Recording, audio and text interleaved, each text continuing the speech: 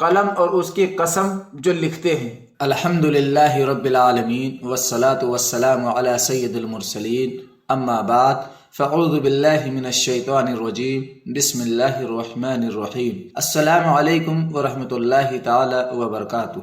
میرے پیارے ناظرین، حضرت ابو ذر رضی اللہ عنہ سے مروی ہے کہ نبی کریم صلی اللہ علیہ وآلہ وسلم نے ارشاد فرمایا، سب سے پہلے جس نے قلم سے لکھا وہ حضرت ادریس علیہ السلام ہیں۔ ناظرین، اس سے معلوم ہوا کہ قلم سے لکھنا سنت انبیاء ہے، اور قرآن مجید فرقان حمید میں اور احادیث مبارکہ میں بھی قلم اور اس کی کتابت کی اہمیت کو اجاگر کیا گیا ہے۔ چنانچہ ایک مقام پر ارشاد باری تعالیٰ ہے، پڑھو اور تمہارا رب ہی سب سے بڑا کریم ہے جس نے قلم سے لکھنا سکھایا۔ ناظرین، دوسرے مقام پر ارشاد باری تعالیٰ ہوتا ہے، قلم اور اس کی قسم جو لکھتے ہیں۔ میرے پیارے ناظرین، حضرت عبداللہ بن عمر رضی اللہ عنہما سے روایت ہے کہ حضور انور صلی اللہ علیہ وآلہ وسلم نے ارشاد فرمایا، علم کو قید کر لو۔ میں نے عرض کی، اسے قید کرنا کیا ہے؟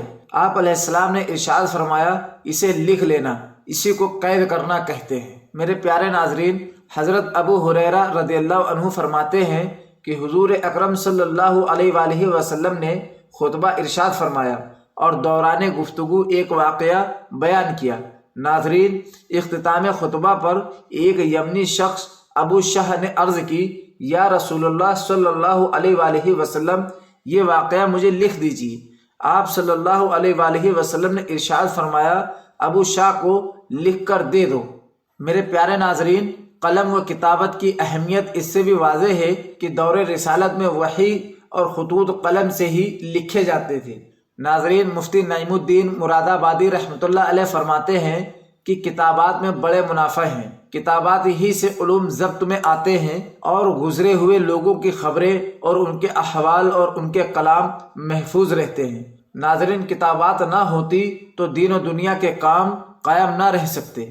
محترم سامعین، واقعہ معراج بیان کرتے ہوئے حضور اکرم صلی اللہ علیہ وآلہ وسلم نے ارشاد فرمایا، پھر مجھے اوپر لے گئے، حتیٰ کہ چوتھے آسمان پر پہنچے تو دروازہ کھلوایا گیا۔ کہا گیا، کون ہے؟ فرمایا، میں جبریل ہوں۔ پوچھا گیا، آپ کے ساتھ کون ہے؟ جواب دیا، محمد مصطفیٰ صلی اللہ علیہ وآلہ وسلم۔ پھر سوال ہوا، کیا انہیں بلایا گیا ہے؟ فرمایا، جی ہاں۔ کہا گیا، خوش آمدید، کتنا اچھا ہے آپ کا آنا۔ پھر دروازہ کھولا گیا۔ جب ہم اندر داخل ہوئے تو وہاں حضرت ادریس علیہ السلام موجود تھے۔ میرے پیارے ناظرین، حضرت جبریل علیہ السلام نے عرض کی، یہ ادریس علیہ السلام ہیں اور آپ انہیں سلام کریں۔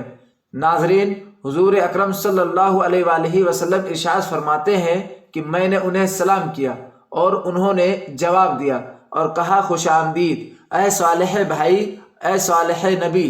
ناظرین، یہاں دو امور وضاحت طلب ہیں۔ ایک یہ کہ روایت کے مطابق چونکہ حضرت ادریس علیہ السلام جنت میں ہیں، اور چوتھے آسمان پر شب معراج تشریف آوری نبی کریم صلی اللہ علیہ وآلہ وسلم کی تعظیم و اکرام و استقبال کے لیے تھی۔ ناظرین، دوسری بات یہ کہ ویسے تو حضرت ادریس علیہ السلام حضور انور صلی اللہ علیہ وآلہ وسلم کے آباء و اجداد میں سے ہیں، لیکن یہاں حدیث پاک میں آپ علیہ السلام کو بھائی اس لیے کہا گیا کہ نبوت کے لحاظ سے سارے انبیاء آپس میں بھائی ہیں۔